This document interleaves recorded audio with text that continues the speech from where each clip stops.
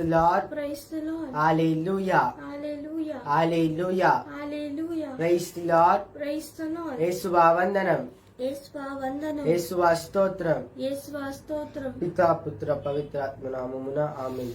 అందరూ చేతులు జోడించి కళ్ళు మూసుకొని ప్రార్థించదము. పరిశుద్ధ పరిశుద్ధ పరమ వైద్యుడ కృపగల తండ్రి మహిమగల దేవ నీకెంతో స్తోత్రం ప్రభా. తండ్రి దినంని క్షణంని ఇచ్చా నీకెంతో స్తోత్రం ప్రభా. తండ్రి ఇప్పుడు నుంచి నడిపించినది నీకెంతో స్తోత్రం ప్రభా. తండ్రి ఈ లైవ్ను నడిపిస్తున్నది నీకెంతో స్తోత్రం ప్రభా. తండ్రి ఈ లైవ్ జరిగేటప్పుడు కరెక్ట్ని ఆదిలో ఉంచుకోమని అడుగుతున్నాను ప్రభా. వైఫైని ఆదిలో ఉంచుకోం తండ్రి. చుట్టుముట్టుని దేవదూతను పెట్టుమని అడుగుతున్నాను ప్రభా. తండ్రి నీ ముళ్ళ కంచునేమని అడుగుతున్నాను ప్రభా. తండ్రి నీకెంతో స్తోత్రం ప్రభా. తండ్రి ప్రతి ఒక్క బిడ్డని ముట్టి స్వస్థపరచమని అడుగుతున్నాను ప్రభా. తండ్రి దీవించమని అడుగుతున్నాను ప్రభా. నీకెంతో స్తోత్రం ప్రభా. తండ్రి లైవ్ జరిగేటప్పుడు ఎటువంటి డిస్టర్బెన్స్ ఉండకుండా చూడమని అడుగుతున్నాను ప్రభా. వాక్యం వెళ్ళేటప్పుడు మా ఆత్మనాది శరీరంని ఆదిలో ఉంచుకోమని అడుగుతున్నాను ప్రభా. తండ్రి ప్రతి ఒక్క బిడ్డ నీకు పేరు పేరును నీకే సమర్పిస్తున్నాను ప్రభా. సైతాన్ని ఆవరించకుండా నీ కాలి కింద నలుగా తొక్కుమని అడుగుతున్నాను ప్రభా. స్టార్టింగ్ నుంచి ఎండింగ్ వరకు ఎవరు ఉన్నారు వాళ్ళందరినీ దీవించమని అడుగుతున్నాను ప్రభా. తండ్రి మధ్యలో ఎవరు స్టార్టింగ్ నుంచి ఎండింగ్ ప్రతి ఒక్క బిడ్డని దీవించమని అడుగుతున్నాను ప్రభా. తండ్రి ప్రతి ఒక్క బిడ్డని ముట్టి స్వస్థపరచమని అడుగుతున్నాను ప్రభా. తండ్రి ప్రతి ఒక్క బిడ్డని ఆదిలో ఉంచుకోను ప్రభా. తండ్రి ప్రతి ఒక్క బిడ్డని నీ నామంలో సమర్పిస్తున్నాను ప్రభా. నీకెంతో స్తోత్రం ప్రభా. తండ్రి అనారోగ్యముతో అప్పు సమస్యతో కీళ్ళ నొప్పితో బాధపడుతున్నాడు ప్రభా. తండ్రి వాళ్ళందరినీ ఆదిలో ఉంచుకోము తండ్రి. తండ్రి వాళ్ళందరినీ ముట్టి స్వస్థపరచమని అడుగుతున్నాను ప్రభా. తండ్రి వాళ్ళందరినీ దీవించమని అడుగుతున్నాను తండ్రి. ముట్టి స్వస్థపరచమని అడుగుతున్నాను ప్రభా. తండ్రి ప్రతి ఒక్క బిడ్డని నామంలో సమర్పిస్తున్నాను తండ్రి. ప్రతి ఒక్క బిడ్డని ముట్టి స్వస్థపరచమని అడుగుతున్నాను ప్రభా. తండ్రి ఈ దినంని క్షణంని నడిపించినందుకు స్తోత్రం ప్రభా. మా పాపంలన్నీ క్షమించమని మా నాజరైన యేసుక్రీస్తు పాదల చింద సమర్పిస్తున్నాను తండ్రి. ఆమేన్. ఆమేన్. ఆమేన్. Praise the Lord. Praise the Lord. Praise the Lord. Praise the Lord. Hallelujah. Hallelujah. Hallelujah. Hallelujah. యేసువా వందనం. యేసువా వందనం. యేసువా స్తోత్రం. యేసువా స్తోత్రం. Praise the Lord. Praise the Lord. Hallelujah. Hallelujah. Hallelujah. Hallelujah. యేసువా వందనం. యేసువా వందనం. యేసువా స్తోత్రం. యేసువా స్తోత్రం. ఆత్మదేవా వందనం. ఆత్మదేవా వందనం. ఆత్మదేవా స్తోత్రం. ఆత్మదేవా స్తోత్రం. Praise the Lord. Praise the Lord. Praise the Lord. Praise the Lord. Hallelujah. Hallelujah. ఒక పాటతో దేవుని స్తుతించి ఆరాధిస్తాం. రాజాది రాజుడా దేవాది దేవుడా నీకే స్తుతి మహిమా ఘనతారాధనా. రాజాది రాజుడా దేవాది దేవుడా నీకే స్తుతి మహిమా ఘనతారాధనా. హల్లెలూయా హల్లెలూయా హల్లెలూయా హల్లెలూయా హల్లెలూయా హల్లెలూయా హల్లెలూయా హల్లెలూయా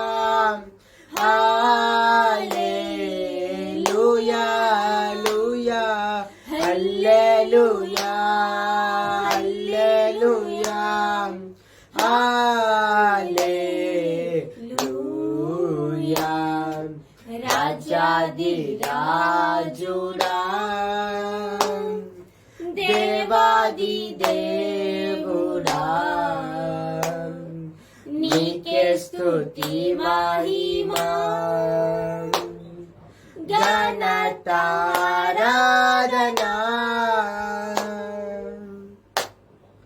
పరలోకం నీ సింహాసనం భూలోకం నీ పాదపీఠం పీఠం పరిశుద్ధ పాదాలకు కోట్లాది వందనం నా దేహము నీ ఆలయం పరలోకం నీ సింహాసనం భూలోకం నీ పాదపీఠం పీఠం పరిశుద్ధ పాదాలకు కోట్లాది వందనం నా దేహము నీ ఆలయం హల్లెలూయా హల్లెలూయా హల్లెలూయా హల్లెలూయా హల్లెలూయా హల్లెలూయా రాజాది రాజుడా దేవాది దేవుడా నీకే స్తుతి మహిమా ఘనత ఆరాధనా పరలోకం భూలోకం సృష్టించిన యేసు దేవా దేవా నన్ను కూడా నీ సృష్టిలో సృష్టించినందుకు స్తోత్రం దేవా పరలోకం సులోకం భూలోకం నీ పాదపీఠం పీఠం పరిశుద్ధ పాదాలకు కోట్లాది వందనం నా దేహము నీ ఆలయం హల్లెలూయా హల్లెలూయా హల్లెలూయా హల్లెలూయా హల్లెలూయా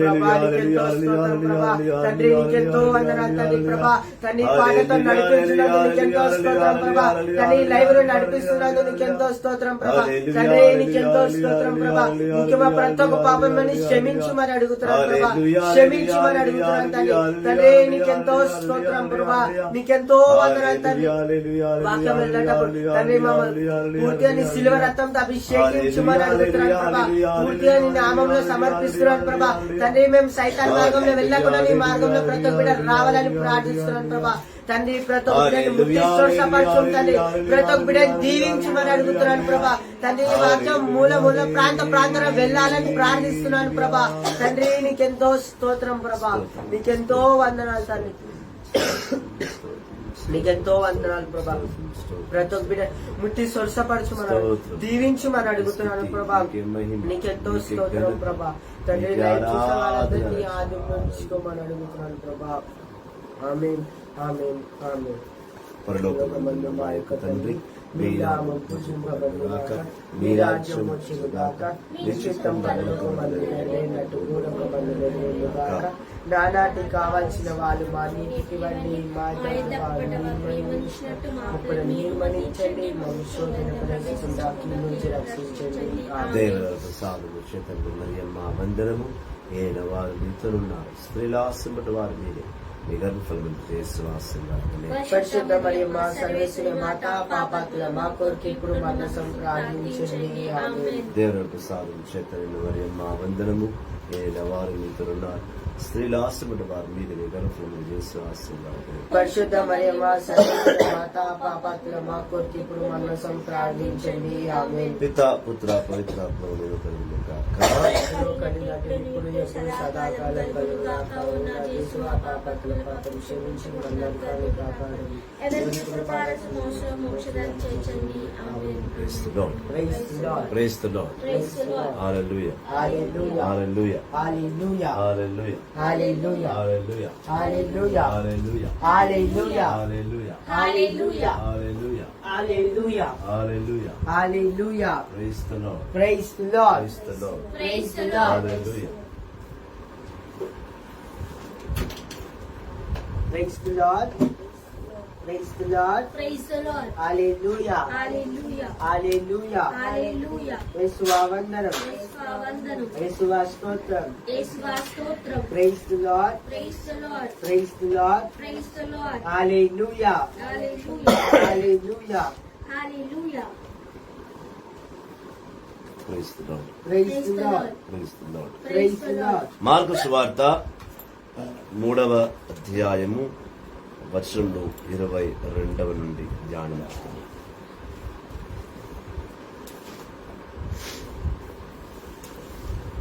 కొత్త నిబంధన మార్కు సువార్త 3వ అధ్యాయం 22వ వచనము. యెరూషలేము నుండి వచ్చిన ధర్మశాస్త్ర బోధకులు ఆయనకు బెజువేలు పట్టినదని పిశాచములకు అధిపతి సహాయమున ఆయన దయ్యములను వెళ్ళగొట్టుచున్నాడని చెప్పిరి.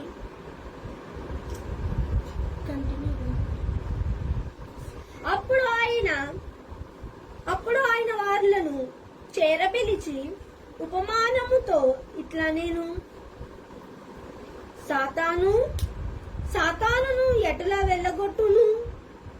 ఒక రాజ్యము తనకు తనే విరోధిగా వేరుపడిన ఎడల అది నిలువజాలదు. కుటుంబము తనకు తనే విరోధముగా ఏర్పడిన ఎడల అది నిలువజాలదు. అట్లి సైతానును తనకు విరుద్ధముగా ప్రవర్తించినచో సర్వనాశనమగును. ఎవడని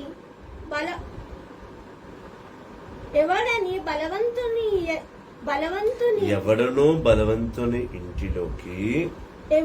బలవంతుని ఇంటిలోకి బంధించిన తప్ప ఆ బలశాలి ఇంటిలో ప్రవేశించి సామ్రాజ్ఞిని దోచుకొనగలడా? ఇది ఏలిన వారి వాక్కు. సర్వేశ్వరా నీకే స్తుతి మహిమ ఘనత ఆరాధన కలుగుగాక. Praise the Lord. Praise the Lord. Praise the Lord. Praise the Lord. హల్లెలూయా. Hallelujah. మార్కు సువార్తలోని భాగము ఈ రోజు మనము మార్కు సువార్త 3వ అధ్యాయం 22వ వచనం నుంచి మనం ధ్యానిస్తున్నాం. మనం ఆల్రెడీ నిన్న మార్కు సువార్త 3వ అధ్యాయం 20, 21, 22 వచనంలో చూస్తున్నాం. యేసుక్రీస్తు దయ్యాల్ని వెలగొడుతూ ఎన్నో అద్భుతాలు చేస్తూ ఎంతో బిజీగా ఆయన తన శిష్యులు కూడా ఎంతో బిజీగా గడుపుచున్నారు. అటువంటి వారిని అంత బిజీ టైంలో అంత బిజీగా యేసు ప్రభుతో 12 మంది శిష్యులు వెళ్తూ ఉంటే యేసు ప్రభు 12 శిష్యులని కూడా వీళ్ళేమో చేస్తున్నారో వీళ్ళకు పిచ్చి పట్టింది అని వాళ్ళని పిచ్చోలుగా పిక్చరైజ్ చేయడం జరిగింది. యేసుక్రీస్తు కుటుంబ సభ్యులు చెప్పారు అని ఒక వాదన అక్కడ నిన్న మనం చూశాం. నిజానికి యేసు కుటుంబానికి అనగా యేసుని తల్లి మరియకు ఆయన తండ్రి యోసేపుకి తండ్రి చిత్తము యేసుక్రీస్తు పుట్టుక ఆయన ఎందుకు పుట్టాడని ఏం చేయబోతున్నాడని వారిద్దరికి తెలుసు. కాబట్టి వారెవరు కూడా యేసు ప్రభుని పిచ్చోడు అనడానికి శాసించబోరు కూడా వాక్కు వచనాన్ని బట్టి. నిజం తెలిసిన తర్వాత ఎట్లా తల్లిదండ్రులు తన కుమారుని పిచ్చివాడివని అంటారు అందరూ కదా. సో అటు విధముగా అపోస్తుల కుటుంబాలకు తెలియదు ఈ 12 మంది అపోస్తులు ఎటు విధముగా సేవ పరిచయంలో కొనసాగించబడుతున్నారని వాళ్ళకి తెలియక ప్రజలు యేసు ప్రభుని 12 మంది శిష్యుల్ని పిచ్చివాళ్ళు అని అంటుంటే వాళ్ళ కుటుంబ సభ్యులు కూడా అలాగే ఆ వాదనతో ఏకభవించారు. అనగా ఆ వాదనతో నిజంగానే కదా చేపలు పట్టే యాకోబు, యోహాను, అంద్రియా, సీమోను, తోమా, బర్తలోమి అనబడు నతానేలు, లేవి అనబడు మత్తయి, అల్పై కుమారుడు మత్తయి, మరియు ఫిలిపు, తత్తెదేసు, మరియు అల్ఫై కుమారుడు యాకోబు, సైమన్ పాట్రెట్ అండ్ యూదాస్, ఇలా 12 మంది సేవలో ఎలా వెళుతున్నారు, ఎలా దయ్యాల్ని తరమగలరు, ఇలా ఒక పిచ్చి వాళ్ళు అనే ఒక ముద్ర పడిపోయింది యేసు ప్రభు మీద, తన 12 మంది శిష్యుల మీద. వీళ్ళు పిచ్చోళ్ళు అను కూడా ప్రజలు ఒక నింద వేసేశారనేది నిన్న మనం తెలుసుకున్నాం. పిచ్చోళ్ళనే కాక ఇంకొంచెం అడుగు ముందుకేసి యేసు ప్రభుని స్వయముగా, నువ్వు దయ్యానివిరా బాబు, దయ్యాలకు అధిపతి అయిన బెజబేల్ నీయందు ఉండి దయ్యము సంబంధించిన కార్యాలు చేస్తున్నాడు. యేసు, నువ్వు చేసేది దైవ కార్యాలు కాదు, నువ్వు చేసేది దయ్య కార్యాలు, దైవము కార్యాలు కాదు, దేవుని కార్యాలు కాదు నువ్వు చేసేది, నువ్వు సైతాన్ కార్యాలు చేస్తున్నావు, నువ్వు సైతానికి సంబంధించిన వాడివి. సైతాన్ అందరికి అధిపతి అగు బెజబేల్, సైతానికి అధిపతి అయిన బెజబేల్, అతని కొరకై నువ్వు పనిచేస్తున్నావు. అతనితో సైతాన్ని తీసుకొచ్చి పట్టి వాళ్ళని బంధించి మళ్ళీ సైతాన్ని విడిపించి నువ్వు దేవుడని చెప్పుకుంటున్నావు అని ఒక పెద్ద అవమానము, ఒక పెద్ద నిందకు యేసు ప్రభు గురి అవుతున్నాడు. Praise the Lord. ముఖ్యంగా మీ అందరికి కూడా బెజబేల్ అనగానే ఇతను సైతాన్లకు అధిపతి, చీఫ్ సైతాన్. ఇతను సైతాన్లకు అధిపతి అనేది ఇక్కడ మనం చూస్తున్నాం. 23వ వచనం, 22వ వచనం చదవండి మళ్ళీ. మార్కు సువార్త 3వ అధ్యాయం 23వ వచనం. యెరూషలేము నుండి వచ్చిన ధర్మశాస్త్రం బోధకులు,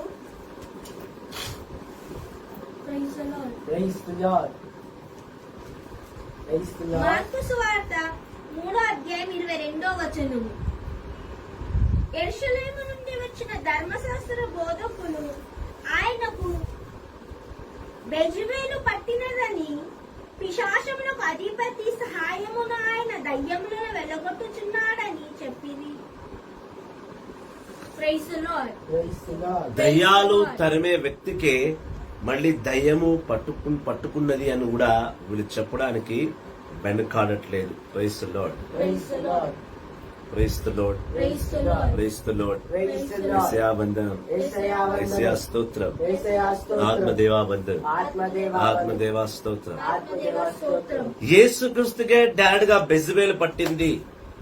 అతను దయ్యాలకు అధిపతి బెజబేల్ని ఇతను పెట్టుకున్నాడు. దయ్యం, ఆ బెజబేల్ దయ్యమే యేసు పట్టుకున్న నింద కూడా యేసు ప్రభు మీద బలంగానే పడ్డది. దైవ కుమారుణ్ణి దయ్యం అని పిలుస్తున్నారు. దయ్యాలకు అధిపతి బెజబేలే ఈ యేసుక్రీస్తు ద్వారా పరిపాలించబడుతుందని కూడా చెప్తున్నారు. ముఖ్యంగా యేసు ప్రభుకి బెజబేల్ పట్టలేదు అని చెప్పడానికి మనం మొదటి సాక్ష్యముగా, ప్రూఫ్ గా ఈ బెజబేల్ ఎవరు చూడాలి. ఈ బెజబేల్ ని లూసిఫర్ అని కూడా పిలుస్తారు. ఎలా అని నేను చెప్తా. ఈతను సైతానుడు, సైతాన్ అందరికీ అధిపతి. ఇగలోక దేవుడు సైతాన్ కదా, ఆ సైతాన్లకు ఈయన అధిపతి అని కూడా చెప్తూ ఉంటారు. అయితే ఒకసారి ఈ బెజబేల్ అనే పదము ఎక్కడ పుట్టింది, ఈ బెజబేల్ ఎవరని తెలుసుకోవాలి అంటే 2వ రాజులు 1వ అధ్యాయము, 2 Kings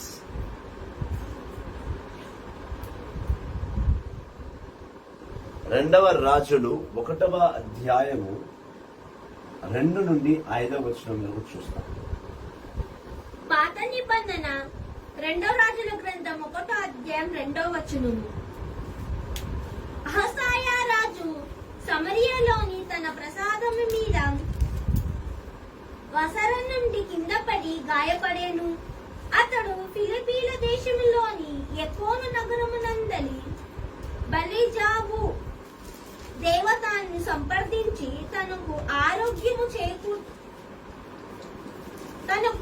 ఆరోగ్యము చేకూర్చునేమో లేదో తెలుసుకుని రండని దూతలను పంపెను. ఈ ఇజ్రాయెల్ ప్రజల్లో ఈ రాజు ఆహాజాయి, దావీదు వంశస్థుడే. ఆహాజాయి రాజు ఎక్కువ మటుకు విగ్రహాల్ని ఆరాధిస్తూ ఫిలిడైన్స్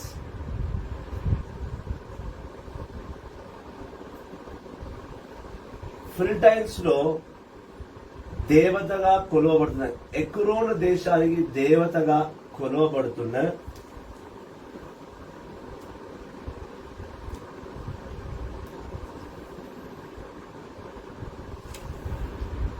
బెస్బెల్ దేవుని బాగా నమ్ముతాడు.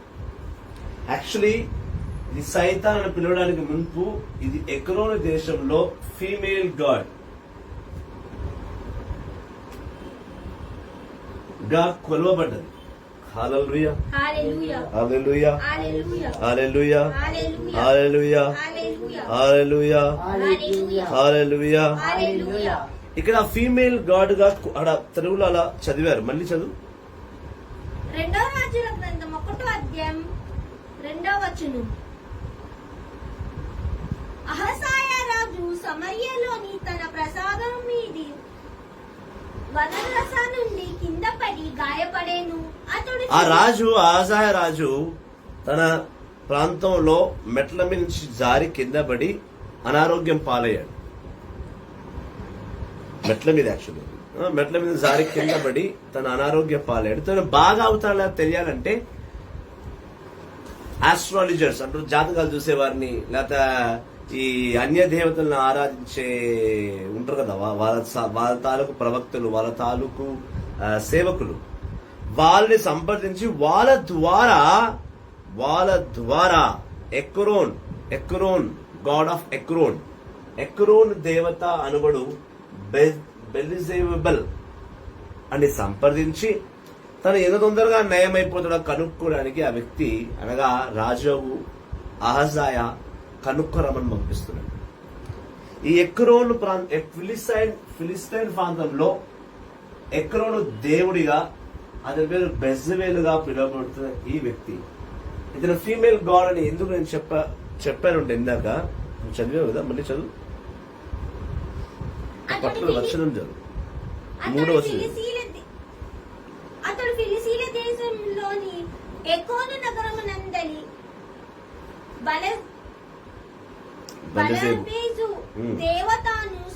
దేవత అనగా రాయబడినది, అందుకే నన్ను దేవత అని చదివాను. Actually it's a female god to and male god. కొంచెంమంది ఆయన్ని దేవతగా, కొంచెంమంది దేవుడిగా కొలుస్తుంటాం. There are 2 different type of interpretation. అనువాదము 2 విధాలుగా జరగబడ్డది. సైతాన్ అని అంటే లూసిఫర్ అంటే మగవాడు కాని స్త్రీ కాదు.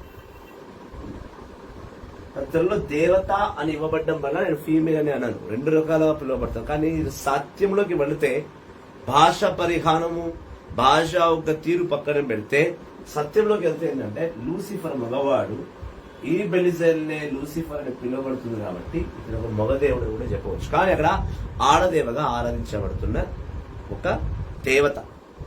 ఈ దేవతనే దయ్యముగా, సైతంగా పిలుస్తున్నారు.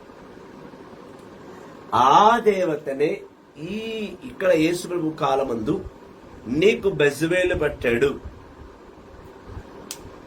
అని అనగా అన్య దేవత. దీన్ని బట్టే మన క్రైస్తవులు చాలా మంది కూడా అన్య దేవుళ్లను సైతాన్ని పిలుస్తుంటారు.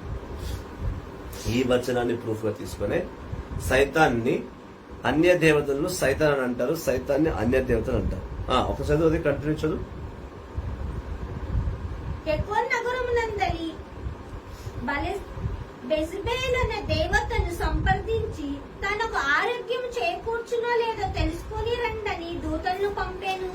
తన ఆరోగ్యం బాగా కావాలి, తను స్వస్థ పొందుకోవాలి, తను తొందరగా తన మెట్ల మీద నుంచి పడ్డాడు కదా, సో అందరూ తొందరగా స్వస్థ పొందుకోవాలని అతను ఆ దేవుళ్లను, ఆ దైవ కార్యాలు చేసే వారిని సంప్రదించి ఎంతవరకు తొందరగా బాగా అవుతాడనేది కనుక్కోరమ్మని పంపిస్తుంటాడు. ఈ బెజ్బేల్ దయ్యమును, ఎక్రోను దేవత బెజ్బేల్ దయ్యమును గురించి సంప్రదించు, వీటిని ఆరాధించేవాడు కింగ్ ఆరాజు.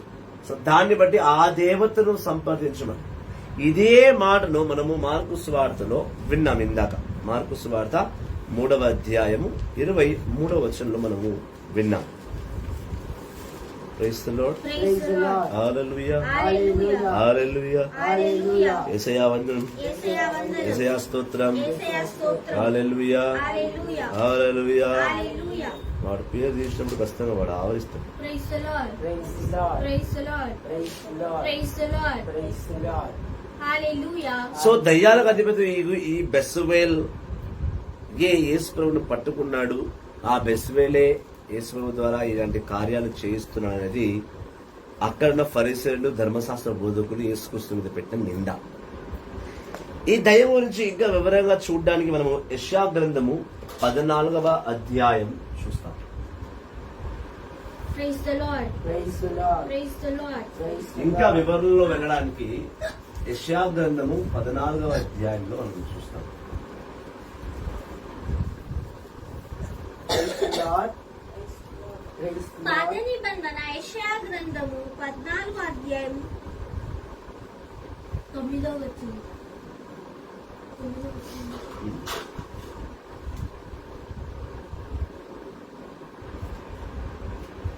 ఓయ్ అధోలోకములోని పాతాళము నీకు స్వాగతమిచ్చుటకై వేచి ఉన్నది.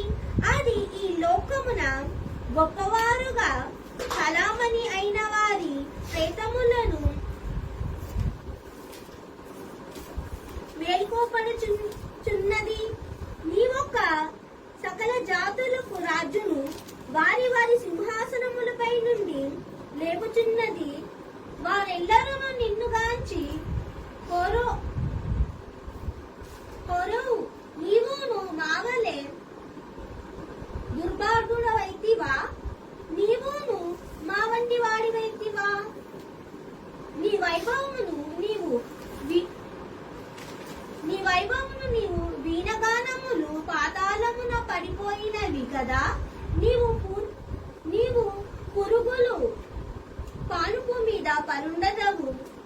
క్రిములు నిన్ను బట్టల వలె కప్పును అని పలుకుదురు. ఓ మేఘ తేజసైన నక్షత్రమా, నీ విటుల ఆకాశం నుండి పడితివి. ఆమేన్. ఈ మాట చాలా అవసరం. ఇక్కడ 9వ వచనం మళ్ళీ చదువు.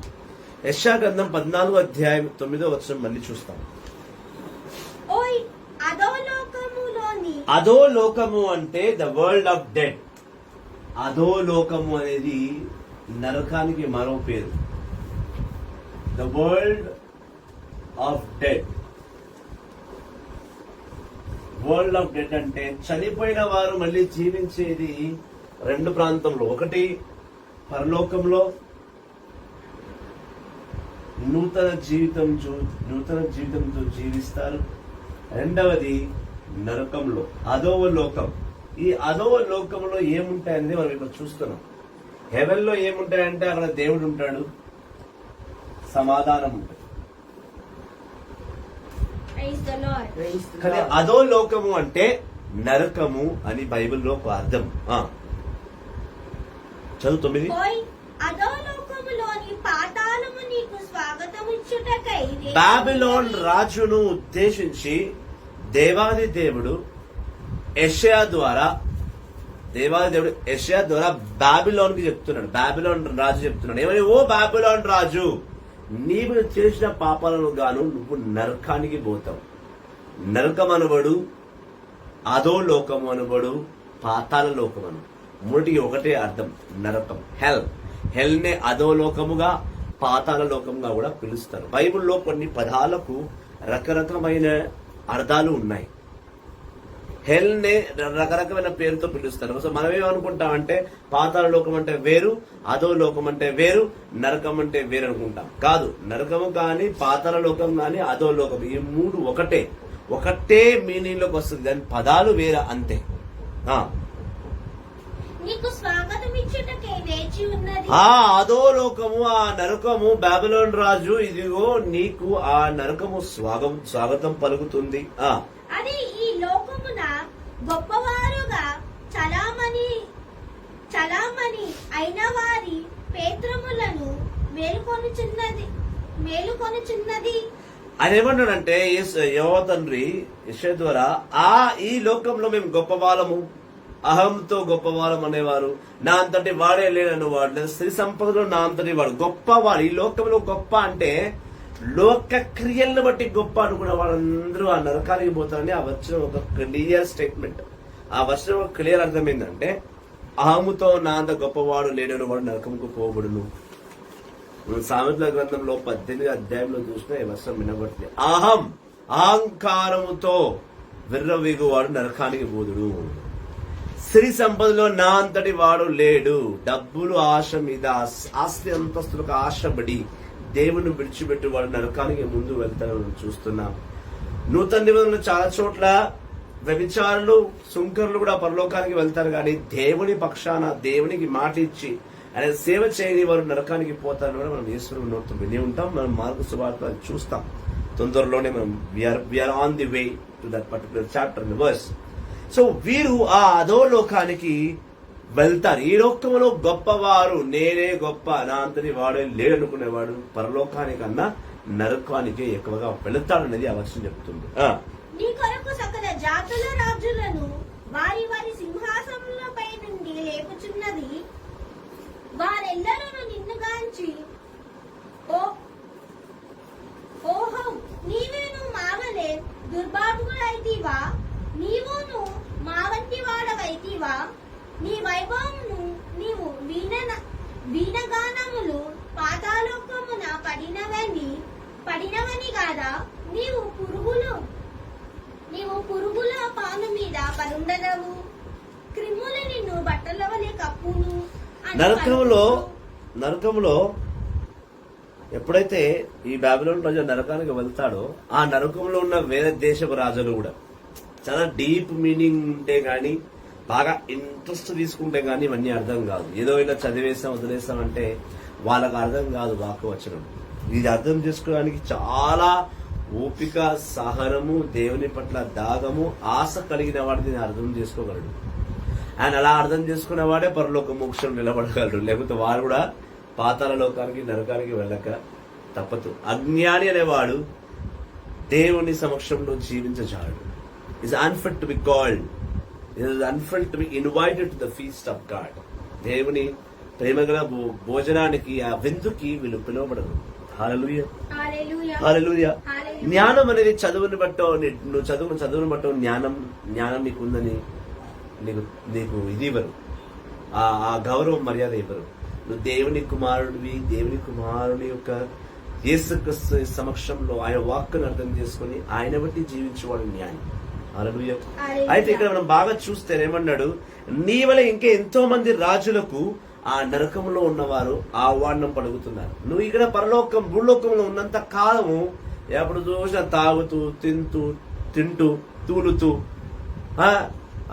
రాజప్రసాదము, రాజభోగం అనుభవిస్తూ, సితారానాదములతో, రకరకమైన పాట మేళలతో నువ్వు నీ లైఫ్ నీ శరీరాన్ని సుఖపెట్టుకుంటూ జీవిస్తున్నావే. నీలాంటి ఇంకెంతో మంది రాజులు ఆ పాతాళ లోకంలో పడి ఉన్నారు. కాకపోతే ఈ భూలోకంలో నువ్వు నాట్యమణులతోటి, అనగా డాన్సర్స్ తోటి, నాట్యమణులతో వాయిద్యాల మధ్య ఆడుతూ, పాడుతూ, తాగుతూ నేను రాజుని, నేను ఏమైనా చేస్తాను, రాజప్రసాదంలో ఎంజాయ్ చేస్తున్నావే.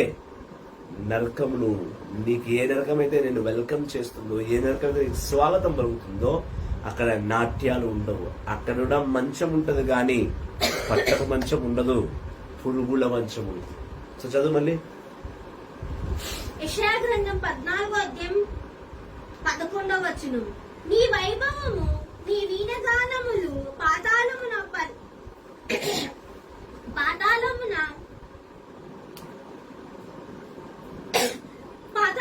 పడిపోయినవి కదా, నీవు పురుగుల పురుగుల మంచం మొత్తం బెడ్ అంతా కింద. ఒక పాత్రలో కూడా బెడ్ ఉంటది. పరలోకంలో ఉన్న బెడ్ వేరు, భూలోకంలో ఉన్న బెడ్ వేరు, పాత్రలో కూడా బెడ్ ఉంటది. ఎట్లాంటి బెడ్ అంటే ఆ బెడ్ నిండా మంచి పురుగులు ఉంటాయి, 8 పురుగులు.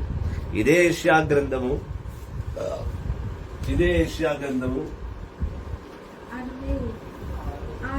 66వ అధ్యాయం వచనంలో 24వ వచనం.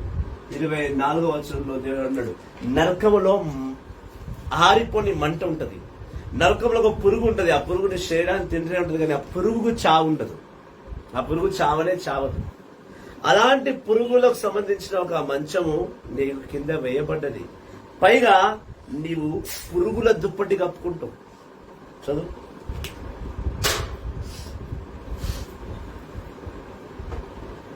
నీవు పురుగుల పాల మీద పరుండలేవు, క్రిములు నిన్ను బట్టల వలె కప్పును. నీకు దుప్పట. చాలా మంది నరకం ఉన్నదా అంటే చాలా మంది నరకం ఎందుకు ఉంటుంది చూద్దాం, ప్రూఫ్లు లేవు అంటారు. ప్రూఫ్లు వెతకగానైనా వచనంలోనే రాయబడింది, చూడు క్లియర్ గా రాయబడింది. ప్రూఫ్ అంటే నువ్వు డైరెక్ట్ పోయినాకనే అర్థమవుతుంది. చేతులు కాలినాక ఆకులు పట్టుకుంటే లాభం ఏదన్నట్టు, నరకానికి పోయిన పరలోకానికి రావడం ఏం లాభం? రాలేవు కదా.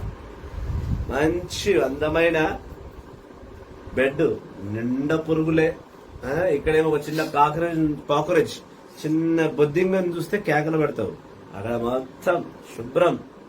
ఇక్కడ అంతా రాత్రంతా చాలా మంది అంటుంటారు ఈ మాట, రాత్రంతా ఒకటే మ్యూజిక్. ఏ మ్యూజిక్? రాత్రంతా ఒకటే మ్యూజిక్ అంట. ఏ మ్యూజిక్ అంటే అవి దోమలు. దాని చప్పుడుకి నీకు అసలు ఏం అర్థం, అదొక సౌండ్ ఉంటుంది, డిఫరెంట్ సౌండ్ కుడతా ఉంటది. ఇక్కడేమో ఒక దోమతో కూడా కుట్టించుకో, చంపేస్తావు. నరకంలో లేవునైనా ఆ పురుగులు చాలా డేంజర్గా ఉంటాయి, చాలా దొడ్డుగా ఉంటాయి. దాన్ని నువ్వేం చంపుతావు? అది నిన్ను చంపనికి వచ్చినాయి. నిన్ను చంపనికి, నిన్ను తినడానికి మాత్రమే ఏర్పాటు పడ్డా పురుగులు. అవి నేను బాగా తింటాయి. శరీరాన్ని ఎంత సుఖ పెడతావో, శరీరాన్ని ఎంత అందమైన లోకంలోకి దానికి సకల మర్యాదలు చేస్తావో, అదే శరీరం అదే నరకంలో పురుగుల ఇక్కడ అట్లనే ఉంటుంది ఎక్స్ప్రెషన్. అడవైన ఎక్స్ప్రెషన్ తో పని లేదు. నీ దేహానికి మంచి సైతాన్ కావడం మంచం వేసిండు, మంచి మంచం. ఎటువంటి మంచము? పురుగుల మంచం. పురుగుల మంచం మంచి బ్లాంకెట్ వెచ్చ గరంగా వండుకోనికి మంచి పురుగు, చిన్న చిన్న చిన్న చిన్న పురుగులు ఉంటాయి, అవి మంచిగా కప్పుకుంటూ ఉంటాయి. నీ దేహం మొత్తం అవే ఉంటాయి అని పలుకుదూరు.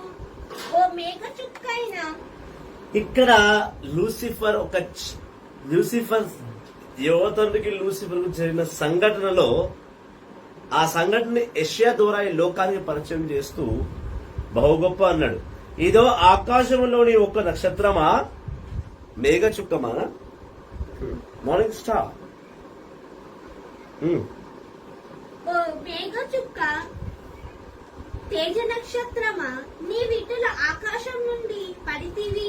ఆకాశము నుంచి నువ్వు పడితివి. నాకు ఒకటి చెప్పండి, దేవుడు ఎప్పుడైతే భూమిని సృష్టించాడో భూమిలో నక్షత్రాలను సూర్యచంద్రులను చేసి సూర్యుడి మీద పెట్టాడు. పరలోకంలో పెట్టలే. సో పరలోకంలో స్టార్స్ లేవు. Very simple. పరలోకంలో నక్షత్రాలు లేవు. ఇదే యెషయా గ్రంథము, అదే 66వ అధ్యాయము, లేదా 66 ఒకటో చూస్తే ఆకాశము నా పాద పీఠము, భూలోకము నా సింహాసనం అన్నాడు. నీకు అర్థమవుతుందా? ఆకాశము నా సింహాసనము, భూలోకము నా పాద పీఠం అన్నాడు. Right, sorry. సో దేవుడు భూమి మీదకి వచ్చిన తర్వాత సూర్యుడిని, చంద్రుని, నక్షత్రాన్ని సృష్టించాడు. ఆ నక్షత్రాలే స్వర్గము కింద అనగా పరలోకము కింద ఉన్న ఈ స్కై పైన అనగా స్కై ఆకాశము పైన సూర్యుడిని, చంద్రుడిని, నక్షత్రాలను పెట్టి. కానీ ఇక్కడ వచనం ఏం సెలవిస్తుంది? ఓ నా నక్షత్రమా, నీవు ఆకాశం పైన ఉన్న పరలోకం నుంచి ఊడి కింద పడ్డావని రాయబడింది. 12వ శ్లోకం. ఓ మేఘ చుక్కమా, తేజ నక్షత్రమా, నీవు ఇట్లా ఆకాశము నుండి పడితీవి.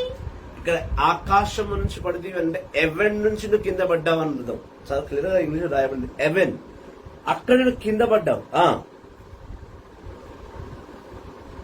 లూసిఫర్ ని అంటున్నాడు ఆ మాట.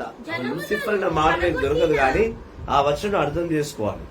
జనములను పడగొట్టిన నీవు నేలమట్టము వరకు ఎటుల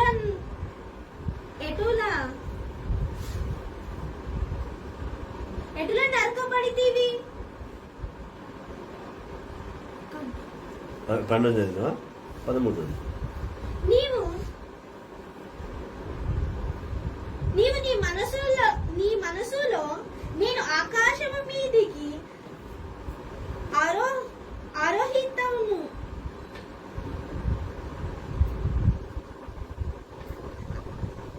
అధిరోహితను ఉన్నత తారలకు పైగా నా సింహాసనమును నేలకొల్పుదును. ఉత్తర దిక్కునున్న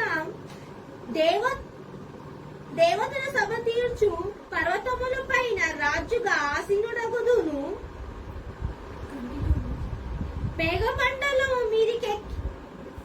మేఘమండలమున మీదికి ఎగసి మహోన్నతునికి సాటివాడనగుదునని భావించి తిని. భూలోకంలో బాబిలోన్ రాజు ఎప్పుడు కూడా ఇలాంటివి అనుకోలేదు. అతను పరలోకంలో నక్షత్రమని, అతను పరలోకం తొయ్యబడతాడని, భూమి నుంచి చీరుకుని వెళ్లి నరకలోకాన్ని స్థాపించుకుంటాడని ఎప్పుడా బాబిలోన్ రాజు అనుకోలేదు. కానీ బాబిలోన్ రాజును ఉద్దేశిస్తూ యెషయా గ్రంథంలో యెషయా ద్వారా యెహోవా తండ్రి మాట్లాడుతున్న మాట ఇది. ఏమని? ఓనా లూసిఫర్, ఓనా సైతానమా, నువ్వు నా సన్నిధి నుంచి జారి కింద పడింది గాక మళ్ళీ పాతాళలోకం నుంచి నువ్వు మళ్ళీ పరలోకానికి వచ్చి, అనగా పరలోక సింహాసనం వైపు వచ్చి నా సేవకుల మధ్య, నా శిష్యుల మధ్య కూర్చున్నానికి నువ్వు తలంచుచున్నావే, అది నీకు జరగని పని. అది జరగని పని కాక అత్యున్నత సింహాసనం పైన మహోన్నతుని పక్కన కూర్చోడానికి నువ్వు అర్హత తెచ్చుకోవాలనుకుంటున్నావే, అది నీకు కుదరని పని. సైతాన్ గాడు పరలోకం నుంచి కిందికి తోసివేయబడిన తర్వాత ఇప్పటికీ వాడి ప్లాన్ ఏంటంటే ఏదో ఒక రోజు నేను యెహోవా తండ్రి సింహాసనం మీద కూర్చుంటా. మళ్ళీ చదువు, ఆ సింహాసనం గురించి చదువు. నీవు నీ మనసులో నేను ఆకాశము మీదికి అరోహితుడను, ఉన్నత తారలకు పైగా నా సింహాసనం నేలకొల్పుదును. ఉన్నత తారముల వచ్చి నా సింహాసనం ఏర్పాటు చేసుకొని ఉత్తర దిక్కునున్న దేవదూతలు సభ తీర్చు పర్వతముల పైన రాజుగా ఆసీనుడగుదును. మేఘమండలం మీదికెగిసి మహోన్నతునికి సాటివాడనగుదునని. మహోన్నతునికి సాటివాడి కావాలని ఏ మానవుడును అనుకోలేదు. చాలా మంది అంటుంటారు లూసిఫర్ కథ బైబిల్లో ఉందా అంటే యెషయా గ్రంథం 14వ అధ్యాయంలో ఉంది. మహోన్నతునికి సాటివాడిగా అవ్వాలనుకున్న వాడు ఒకడే, వాడే లూసిఫర్, సైటన్. వాడు తప్ప ఇంకెవ్వరు అనుకోలేదు. ఆయనకు సరి సమానం కావాలని మానవుడు ఇట్లా అనుకుంటాడు. ఆయన బేబిలాన్ రాజుని ఉద్దేశించి ఆ రాజుని బట్టి మాట్లాడుతున్నాడు అంటే ఆ బాబిలోన్ రాజు సైతాను వలలోకి చిక్కుని ఉన్నాడు. సో ఆ వ్యక్తి ద్వారా ఆ సైతాను క్రియలను, ఆ సైతాను ముఖ్య ఉద్దేశమును, ఆలోచనలను దేవుడు యెషయా ద్వారా మనకు బయలుపరిచాడు. యెషయా పుస్తకం చాలా చాలా బలమైన పుస్తకం. యెషయాతో దేవుడు ఎన్నో విషయాలు మాట్లాడాడు. అందుకే యెహోవా తండ్రికి మోషే తర్వాత యెషయా చాలా గొప్పవాడు. ఈ యెషయా ప్రవక్తలోనే, యెషయా గ్రంథంలోనే ఎలిజాను కూడా దేవుడు పరిచయం చేశాడు. అర్థమవుతా నీకు? ఆయన పక్కన, మహోన్నతుని పక్కన సింహాసనం వేసుకుని కూర్చోవాలనే ఆలోచన లూసిఫర్కి ఒక్కడికే ఉంది. మానవుడు ఎవడు అనుకున్నాడా మాట? ఎందుకంటే మానవుడికి ఒక్కసారి మనిషి పుట్టాడా పరలోక రాస్తే తనకు తెలియదు, మర్చిపోతాడు. నరకంలో ఏమైనా విషయం వాడికి తెలియదు. పాపం చేసిన తర్వాత కూడా నరకానికి పోతున్న విషయం వాడికి కూడా తెలియదు. కాబట్టి లూసిఫర్ ఆలోచనను, లూసిఫర్ అత్యున్నత సింహాసనం పైన కూర్చోవాలి, యెహోవా తండ్రి పక్కన ఇంకో కూర్చోవాలి అనుకునే సాహసపు ఆలోచన, వర్రి ఆలోచన, పిచ్చి ఆలోచన లూసిఫర్ గాడు ఒక్కడికే ఉండే. వాడు నెబుకద్నెజర్, బాబిలోన్ రాజు నెబుకద్నెజర్ ని పూర్తిగా వాడి ఆధీనంలో తీసుకున్నాడు. ఆ నెబుకద్నెజర్ రాజ్యాన్ని కూల్చినప్పుడు యెహోవా తండ్రి యెషయా ద్వారా ఆ నెబుకద్నెజర్ రాజుకి ఇస్తున్న సందేశం ఇది. ఇది చాలా లోతైన మర్మము. ఒకసారి అర్థం కాదు, నాకే ఒకసారి అర్థం కాలేదు, చాలా సమయం పట్టింది. సో ఇది ఒక క్లాసులో అర్థమైంది కాదు. పోను దీని గురించి నేను వివరిస్తూనే ఉంటాను, బోధిస్తున్నాను. కాబట్టి మీకు అప్పటికైనా అర్థం అవుతుందని నేను ఆశపడుతున్నాను.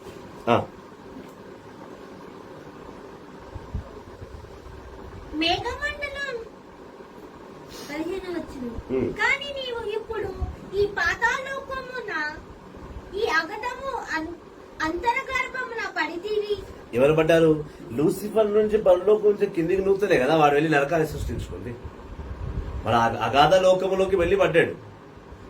మనము ఒకసారి లూకాసు వార్త 16వ అధ్యాయంలో చూస్తే లాజరసు, అబ్రహాము, ఆ ధనవంతుల గురించి చూస్తున్నాం కదా, విన్నామా? అగాధ లోకంలో ఉన్నాడా? వాడు ఆడ కాలుతున్నాడా? ఆడ కాలుతున్న విషయం యెషయా గ్రంథం 66వ అధ్యాయం 24వ వచనంలో ఉందా? నరకంలో నిప్పున్నట్టు మనం యెషయా 66-24లో చూసిందే. లూకాసు వార్త 16వ అధ్యాయంలో ఆ ధనవంతుడితో అబ్రహాముతో జరిగిన విషయాన్ని యేసు బయలుపరిచాడుగా.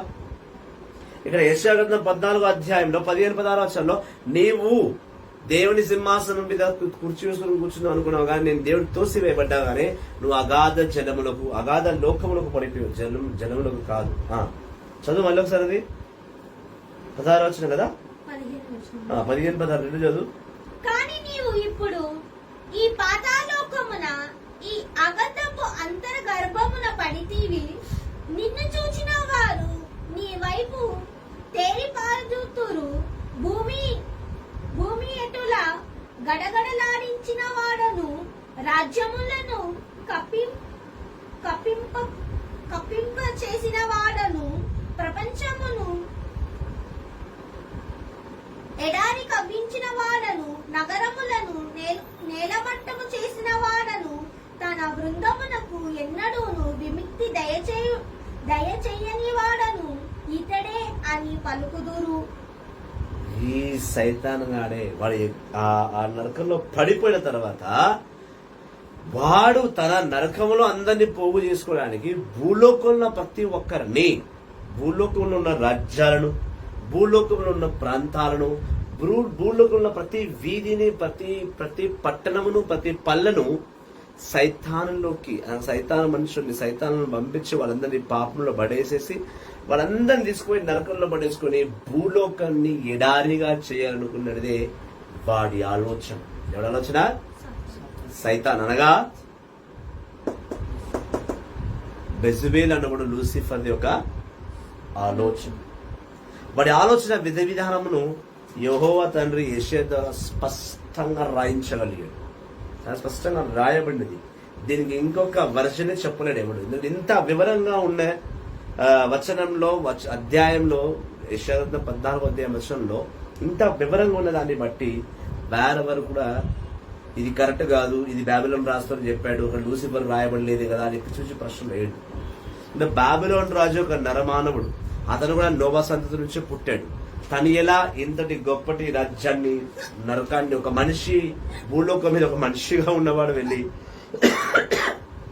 నరకలోకాన్ని సృష్టించలేడు.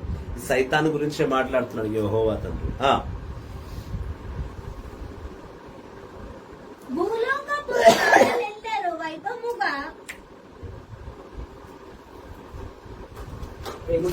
నువ్వు చదువు. Praise the Lord. Praise the Lord. Praise the Lord. Praise the Lord. Hallelujah. భూలోకపు రాజులెల్లరూ వైభవముగా తమ సమాధులలో పరమలాడింతురు, కానీ నీకు సమాధి లేదు. ఆమేన్ అంటున్నాడు. భూలోకంలో రాజులందరూ కూడా సమాధుల్లో పరిమళిస్తుంటారు. అంటే కనీసం మనిషి చనిపోయిన తర్వాత ప్రతి మనిషికి ఒక సమాధి అనేది ఉంటది. ప్రతి మనిషికి సమాధి అనేది ఉంటది. కానీ సైతాన్ గారికి సమాధి లేదంట. నువ్వు ఏ రాజులనైతే నువ్వు నా నుంచి నీ వైపు తిప్పుకొని వాళ్ళని పాపంలో పడేస్తావు, వాళ్ళు చనిపోయినాక కనీసం వాళ్ళని సమాధానం పెట్టబడుతుంది. కానీ బెజబేలు అన్నవాడు సైతానా నీకు సమాధి కూడా లేదు. నిజమే కదా. వాడి సమాధి ఎక్కడిది? వాడు సమాధులనే వాడు ఇల్లు చేసుకున్నాడు, సమాధుల మధ్యనే జీవిస్తున్నాడు, సమాధుల మధ్యనే బ్రతుకుతున్నాడు, సమాధుల మధ్యలోనే వాడి రాజ్యాన్ని వాడు స్థాపించుకున్నాడు. పాపులు ఎక్కువ అక్కడే ఉంటారు కాబట్టి అందుకే అంటారు సమాధుల్లోకి, బొందల గంటలకు, సమాధుల్లోకి మిట్ట మధ్యాహ్నం పోవద్దు, మధ్యరాత్రి పోవద్దు. ఎందుకంటామంటే అక్కడ సైతాన్ ఉంటాడు. అది వాస్తవం కూడా. కానీ నీకు సమాధి లేదు. నీ శవమును వెలుపల పారివేసిరి, అది కుళ్ళిపోవును, అది అది పూర్ణ కత్తివాడబడిన వారి పీనుగులచే కప్పబడెను. బాబిలోను రాజు చెప్తున్న మాట ఇది. బాబిలోను రాజు, నువ్వు వేరే రాజుల కన్నా సమాధి ఉందేమో కానీ నీ శవము ఎట్లయిపోతుంది అంటే నువ్వు తీసుకెళ్లి పడేస్తే కనుక నువ్వు ఆ శవాల మధ్య కొట్టుమిట్టాడుతుంటావు, నీకు సమాధులు కూడా లేకపోవచ్చు.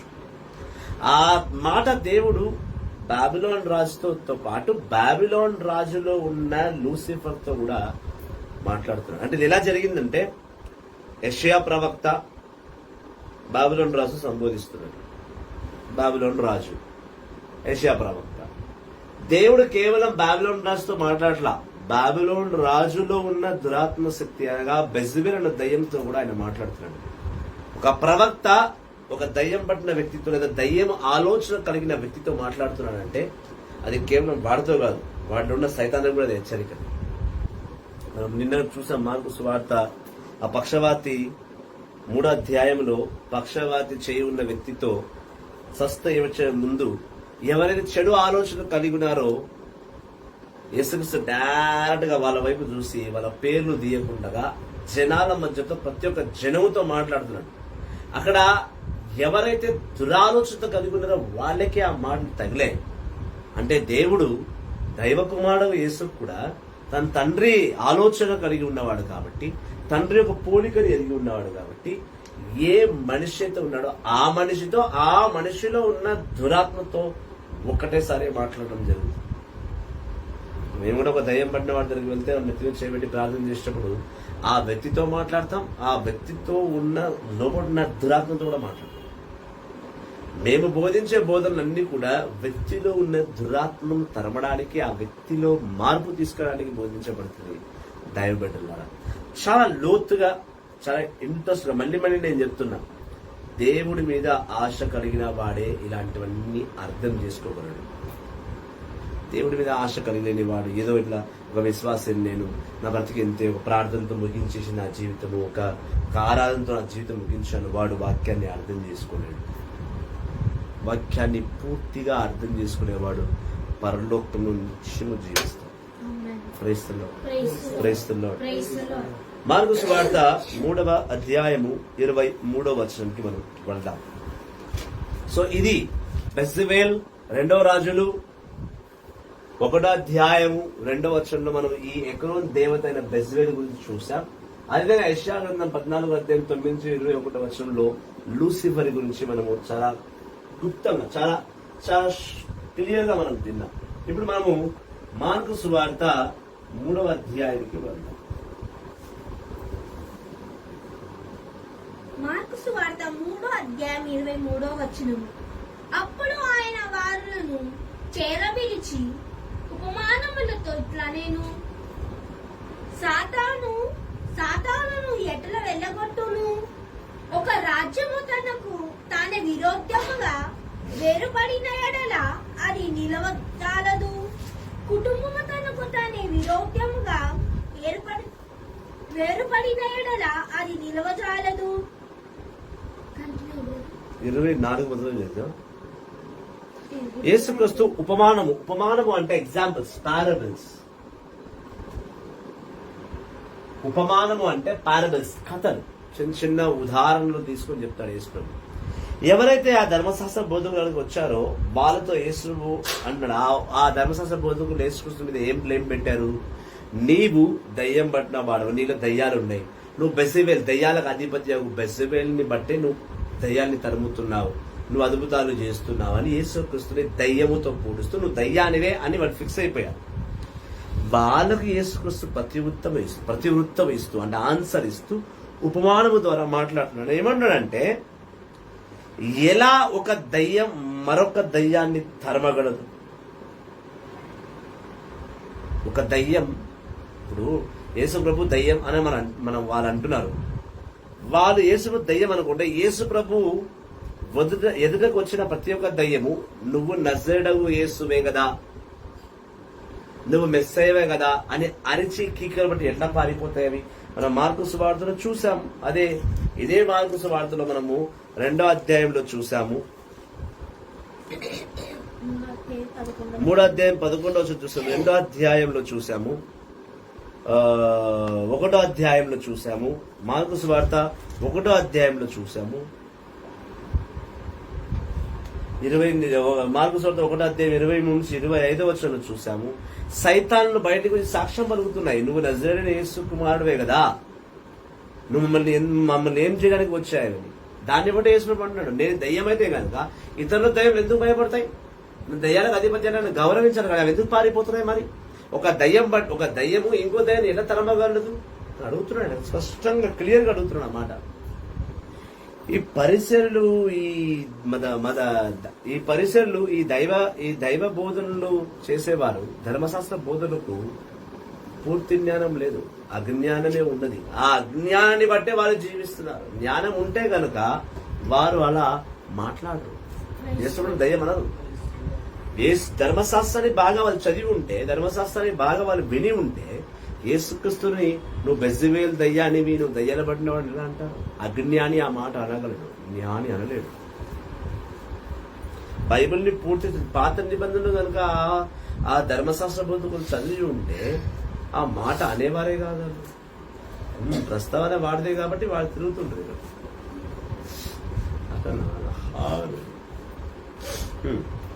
చదువు 24వ వచనం. ఒక రాజ్యము తనకు తానే విరోధముగా వేరుపరపబడిన ఎడల అది నిలవజాలదు. కుటుంబము తనకు తానే విరోధముగా వేరుపరపబడిన ఎడల అది నిలవజాలదు. అట్లీ సాతానును తనకు విరోధముగా ప్రవర్తించినచో సర్వనాశనమగును. ఎవడని బలవంతుని ముందట బంధించిన తప్ప ఆ బలశాలి ఇంటిలో 26వ వచనం వరకు చదివేస్తారు. 26 యేసు ఏమన్నాడంటే, ఒక దయ్యం ఇంకో దయ్యం తరమగలదా? తరమలేదు. సరే, అలాంటి ఒక దేశము లేదా ఒక ప్రాంతంలో ఆ ప్రాంతము ఆ దేశము 2 భాగాలుగా విడిపోతే ఒకరితో ఒకరు పోరాడుతూ ఆ దేశమే కుప్పకూలిపోతుంది, ఆ ప్రాంతమే కుప్పకూలిపోతుంది. కానీ ఆ ప్రాంతంలో విడిపోయిన వారే మళ్ళీ ఒకరికి ఒకరు ఎలా పని చేసుకోగలుగుతారు, ఒకరికొకరు ఎలా సమాధానంతో జీవించరు. అదేవిధంగా ఒక కుటుంబంలో కూడా, ఒక కుటుంబం విడిపోయిందనంటే అది విడిపోయే ఉంటది. దాన్ని ఎవరొకరు కలిపేంత వరకు, వాళ్ళలో తప్పు ఒప్పులు చెప్పేంత వరకు, నిజ నిజాలు తెలిసే వరకు ఆ కుటుంబం విడిపోదు, కలవదు. తప్పు చెప్తే విడిపోయిన కుటుంబం కలుస్తుంది.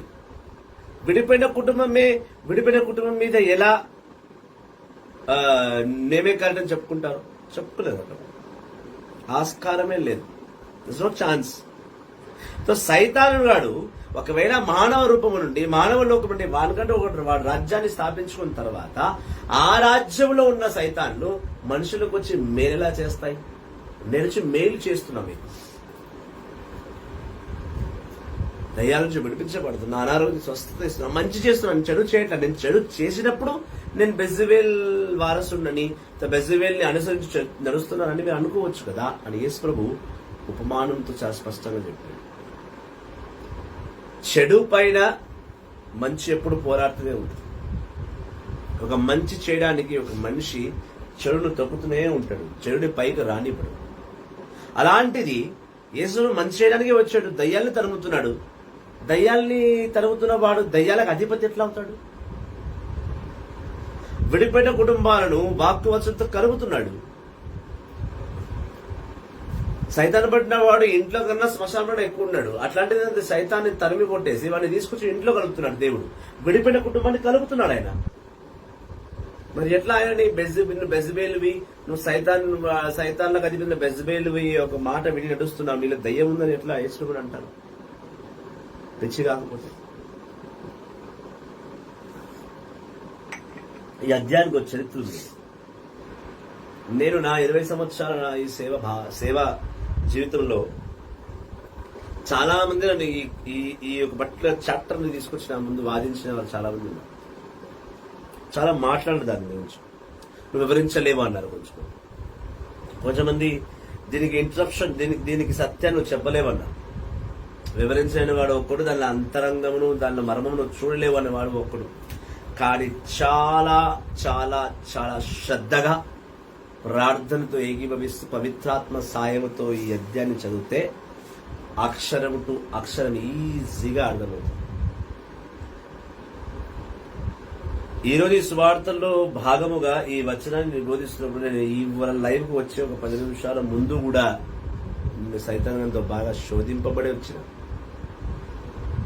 విపరీతమైన నిద్ర ఉండింది నాలో, విపరీతమైన అలసట ఉండింది నాలో, విపరీతమైన ఆకలి ఉంది. మార్నింగ్ నుంచి ఏదో దయ్యం పట్టిన లేక ఆకలి ఆకలి ఆకలి ఆకలి ఆకలి తరమాడుతున్నా మార్నింగ్ నుంచి. వాడి గురించి చెప్పేటప్పుడు వాడిని గురించి చెప్పకూడదని చెప్పేసి వాడు చాలా విషయ ప్రయత్నాలు చేస్తాడు. కానీ అన్నిటిని తొక్కి వచ్చి నిలబడమే, వాడిని తొక్కి ప్రభులు నిలబడడం అని అర్థం. ఈ అధ్యాయం ఈ వచనం బోధించడానికి చాలా ఆత్మీయ ఆలోచన, పరిశుద్ధాత్మ సావాసము, పరిశుద్ధాత్మ సపోర్ట్ ఉండాలి. అప్పుడైతే ఈ అధ్యాయం వచనం ఈజీగా చెప్పగలం. ఇది చాలా కష్టం. సువార్త బోధించడంత సులభం కాదు, సువార్తను బోధించేంత సులభం కాదు, సువార్తను అర్థం చేసుకోవడం కూడా అంత సులభం కాదు. ఇవాళ ఎంత టఫ్ గా పోతుంది ఈ ఎపిసోడ్, రేపు ఇంతగా డబుల్ టఫ్ ఉంటుంది. ఇంకా రేపు చెప్పబోతున్న మర్మాలు కూడా అంతే సత్యమైనది. మట్టి బుర్రలకు అందాలి, మట్టి బుర్ర నుంచి మట్టిని దులిపేసుకుంటే అర్థమవుతుంది. Hallelujah, hallelujah, praise the lord, praise the lord. చదువు 26 మళ్ళీ చదువుతూ 26 నుంచి 27 కంటిన్యూ చేయి. మార్కు సువార్త 3వ అధ్యాయం 26వ వచనం. అట్లే సాతాను తనకు విరోధముగా ప్రవర్తించినచో సర్వనాశనమగును.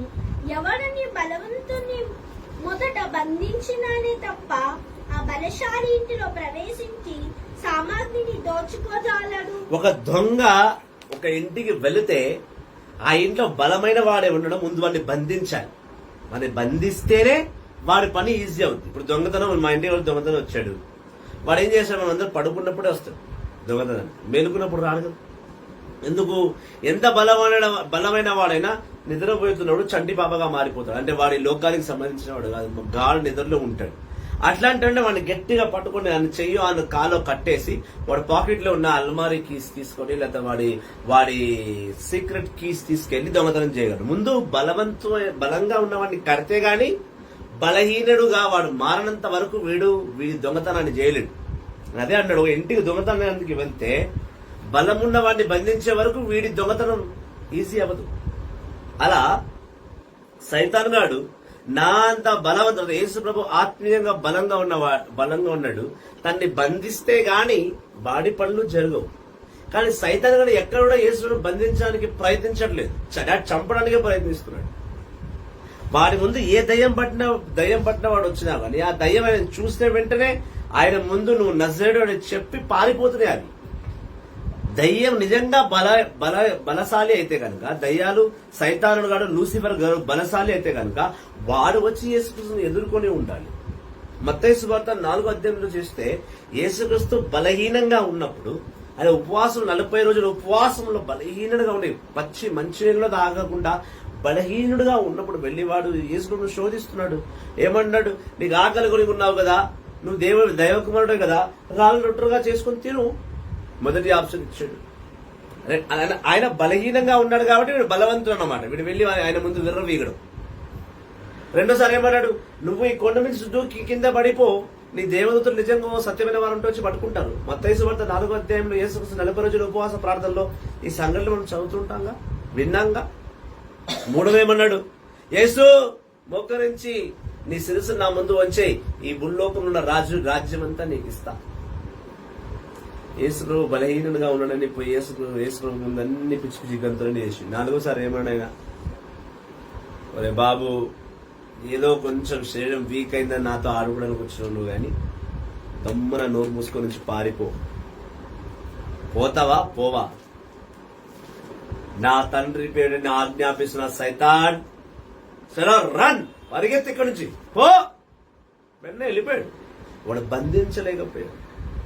యేసు ప్రభు బలమైన వాడు. 40 రోజుల ఉపవాసంతో ఇంకా బలం పెంచుకున్నాడు.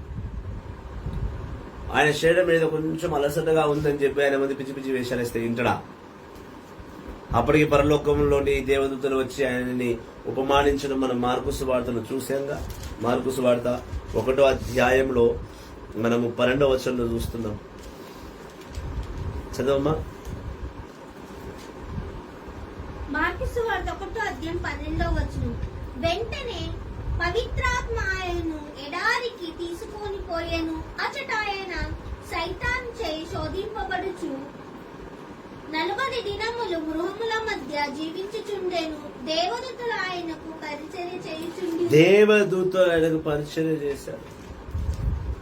ఇదే మార్కు సువార్త 1వ అధ్యాయం 21వ వచనంలో 12వ వచనంలో మనం చూస్తున్నాం. 12-13వ వచనంలో బలహీనంగా ఉన్నామని నువ్వు బలవంతుడు అని అనుకోకు. సేవలో ఉన్నారు కదా అని చెప్పేసి నువ్వు ఏం చేస్తావు అంటే వీళ్ళు సేవలో ఏం చేసినా పడతారులే అనుకుంటావు. వాక్యాన్ని, యథార్థమైన సత్యాన్ని తెలుగునివాడు అనుకున్న మాట. నేను పోరాడతా, వాక్యంతో పోరాడతా, పోట్లాడతా, వాక్యముతోనే పోట్లాడతా. ఎదుటివాడి అజ్ఞానాన్ని జ్ఞానంతో నింపే పవిత్ర ఆత్మతో పోరాడతా.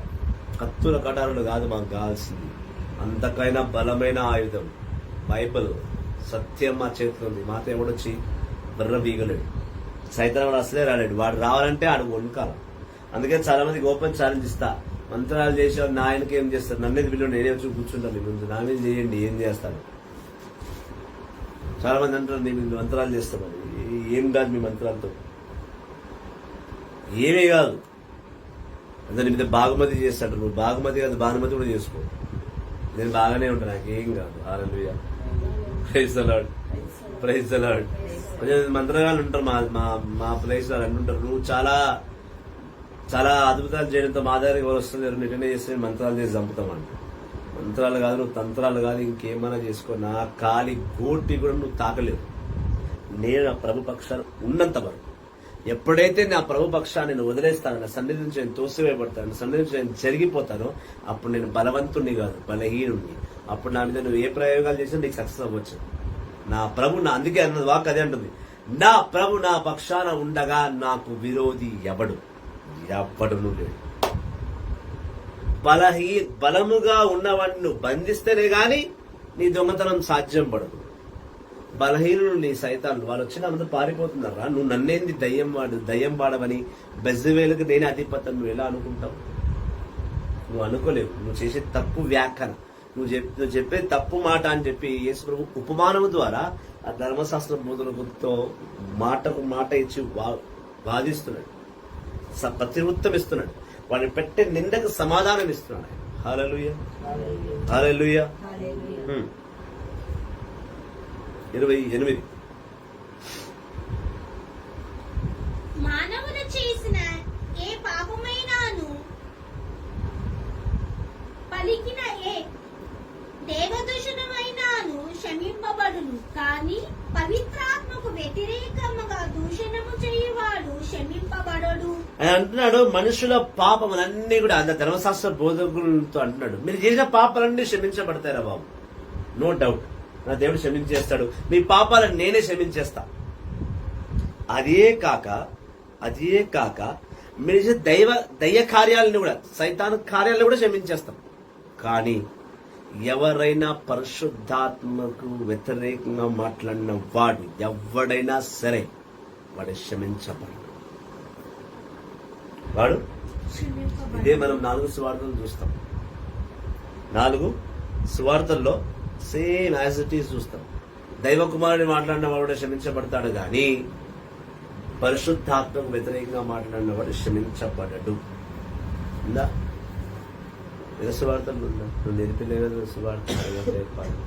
హల్లెలూయా, హల్లెలూయా. ఇక్కడ ఖచ్చితంగా చెప్తున్నాడు, దయ్య కార్యాలను చేసేవాడు క్షమించబడతాడేమో గాని పరిశుద్ధాత్మను వ్యతిరేకంగా మాట్లాడేవాడు క్షమించబడడు. Those who talk against the Holy Spirit will not be forgiven.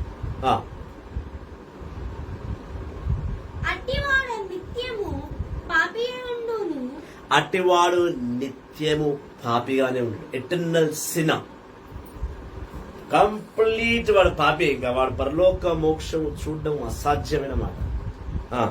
అని నేను నీతో నిశ్చయముగా చెప్పుచున్నాను.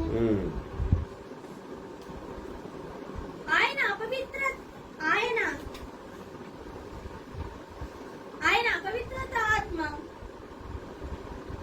ఆవహించిన వాడని వారు అనుట వలన యేసు ఇటుల పలికెను. ఎవరైతే యేసు ప్రభు దురాత్మ ద్వారా నింపబడ్డాడు, బెజబెల్ కి పని చేస్తున్నాడు యేసు ప్రభు.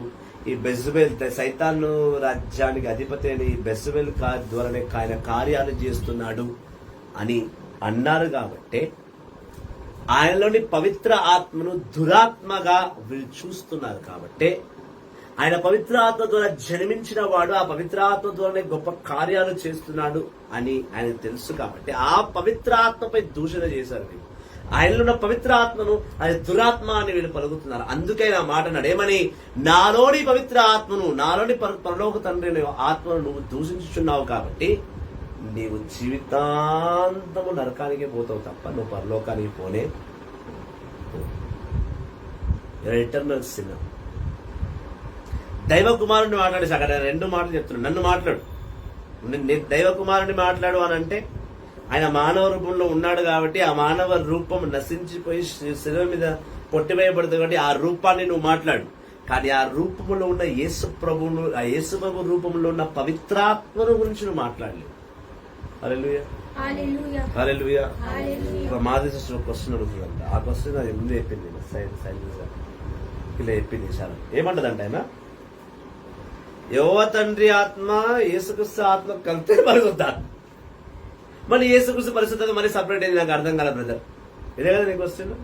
కరెక్టా? నాలో దేవుని ఆత్మ ఉంది, నాకు తెలుసు ఏం ఆలోచిస్తున్నాను. తిరగాడు. పరిశుద్ధాత్మ యేసుక్రీస్తుని ఆత్మ అనంటే ఇక్కడ ఒకటి వినాలి అమ్మాయి, యేసు ప్రభు ఇంకా చనిపోలేదు, బ్రతికి ఉన్నాడు. 6 నిమిషాలు బ్రతికి ఉన్నాడు ఆయన. అర్థమైందా? ఆయనలో ఆయన మానవ ఆత్మ నడిపించేది ఎవరు? ఈ పరిశుద్ధాత్మ అంటే ఎవరు? యెహోవా తండ్రి. అవునా? యేసుక్రీస్తు చనిపోయిన తర్వాత ఆయన అత్యున్న సింహాసనం పైన యెహోవా తండ్రికి కుడి వైపున కూర్చున్నప్పుడు అప్పుడు వచ్చిన పావరపు ఆత్మ, అనగా పావర రూపంలో వచ్చిన పరిశుద్ధాత్మ. అది అర్థమైందా? అప్పుడు యెహోవా తండ్రి ఆత్మ, యేసుక్రీస్తు ఆత్మ, అప్పుడుది పరిశుద్ధాత్మ. త్రియేక ఆత్మ, యెహోవా తండ్రి, యేసు ప్రభు, పరిశుద్ధ. Only Trinity. దానికి మళ్ళీ అదొక సబ్జెక్ట్. మళ్ళీ అర్థమవుతుంది. ఇప్పుడు నీకు ఇంకో డౌట్ రావాలి, మరి యోర్దాను నదిలో బాప్టిజం తీసుకున్నాడు, పారం వచ్చింది అనేది మీరు అదేంటి? అప్పుడు వచ్చింది పవిత్ర ఆత్మ. యెహోవా తండ్రి పావం రూపంలో తన ఆత్మను యేసు పంపించు. చాలా differentiate. Every line, every chapter, every verse clear గా అర్థం కావాలి. సారీ. సో దేవునిలో పరిశుద్ధాత్మ, యేసు ప్రభులో పరిశుద్ధాత్మ ఉన్నప్పుడు ఆ పరిశుద్ధాత్మను మాట్లాడడం, ఆ పరిశుద్ధాత్మను దురాత్మ అని పలకడమే ఆ ధర్మశాస్త్ర బోధకులు చేసిన మహాపాపము అని. అందుకే అన్నాడు, నాలోని పవిత్ర ఆత్మను మాట్లాడకండి. అలా మాట్లాడితే మీరు పరలోకానికి చేరడు, నరకానికి పోతారు. మీకు క్షమాపణనే ఉండదు. క్షమించబడ్డవాడే పరలోక మోక్షంలో నిలబడగలడు, నరకానికి ఈజీగా పోతాడు. హల్లెలూయా. దీని తర్వాత భాగము అనగా 31 మార్కు సువార్త 3వ అధ్యాయం 31 నుంచి 35 వచనం వరకు రేపు వివరిస్తాను. చాలా చాలా ముఖ్యమైన అంశము. ఆ అంశంలో యేసుక్రీస్తుకి అన్నతములు ఎవరు, అకచరులు ఎవరు, ఎవరికి అన్న, ఎవరికి తమ్ముడు, ఈ 12 అపోస్తుల్లో యేసుక్రీస్తు అన్నతమ్ములు ఎవరన్నా ఉన్నారా? కొన్ని బాగా పిచ్చి పిచ్చి డౌట్స్ ఉన్నాయి. రేపు క్లారిఫికేషన్ ఇస్తా. చాలా మంది మరియ తల్లికి యోసేపుకి మళ్ళీ పిల్లలు పుట్టారంటున్నారు. పుట్టారా లేదా రేపు చూపిస్తాం. పుట్టినప్పుడు మనల్ని అందరు అన్నతమ్ములను ఎట్లా అంటారు అనే ఒక ప్రశ్న ఉంది. యోసేపుకి మొదటి వివాహం అయిన తర్వాత రెండో భార్య మరియమాత అనే ఒక అపోహ కూడా ఉంది. చాలా అపోహలకు రేపు తెరతీద్దాం. మార్కు సువార్త 3వ అధ్యాయం 31 నుంచి 35 వచనం గురించి రేపు డిస్కస్ చేస్తాం. ఈ రోజు యేసుక్రీస్తుని పిచ్చోడు అని అన్నారు, నీవు బెజబెలు దయ్యానివి అన్నారు, నీవు దురాత్మతో నింపబడ్డవాడని అన్నారు. దయబిడ్డలారా, ఈ పూర్తి వచనంలో మనం అందరము బహు గొప్పగా నేర్చుకోవాల్సిన విషయం ఏంటంటే, ఈ లోకంలో నేను ఎవరన్నా మాట్లాడుతున్నారంటే, నేను మీద నిందలు వేస్తున్నారు అంటే నువ్వు దానికి కుంగి కుసించిపోవాల్సిన అవసరం లేదు. ఎందుకనంటే నీకన్నా ముందు నీలో ఉన్న దేవుడు ఇవన్నీ ఎదుర్కొన్నాడు. ఆయనలో నువ్వు ఉన్నావు కాబట్టి, ఆయన నువ్వు వెంబడిస్తున్నావు కాబట్టి నువ్వు కూడా ఇవన్నీ ఎదుర్కోక తప్పదు.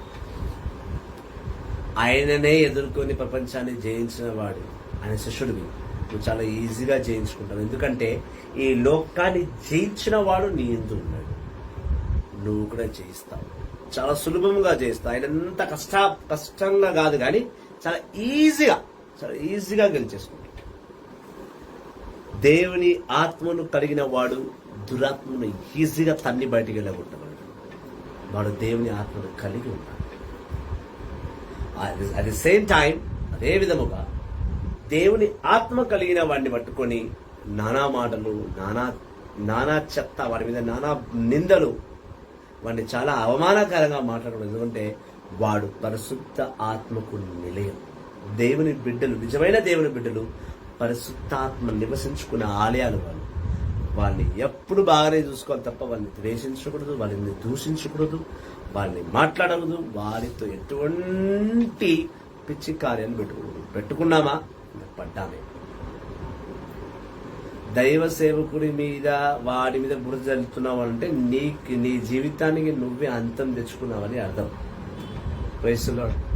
కాబట్టి కాస్త దగ్గర పెట్టుకొని దేవుని బిడ్డలతో మాట్లాడండి. వారి మీద నిందనలు, అపనిందనలు వేసే ముందు వాడు దేవుని బిడ్డనియు, క్రీస్తుని సిలువ నీటిలో జీవించే మహారాజు అనియు మర్చిపో. సేవకుల్లారా, నిరాశ చెందకండి, భయపడకండి. ఇలాంటి సైతాన్ శక్తులు, ఇలాంటి దురాత్మ శక్తులు చేసే కార్యాలను బట్టి సేవను, వాక్కును వదలకండి. వాక్యే శ్రేష్టము, యేసుయే సర్వము. ఈ రెండు మనతో ఉంటే కనుక సమస్తము, సర్వమును, అటు పాతాళ లోకాన్ని ఇటు భూలోకానికి రెండుకు రాజునం మనమే, పరలోకానికి కాదు. కాబట్టి దేవుని మాటకి లోబడని తప్ప దురాత్మ మాటలకు, దురాత్మ శోధనలకు, వేదనలకు లోబడకండి. Thank you very much. God bless you all. See you tomorrow morning at 11 o'clock.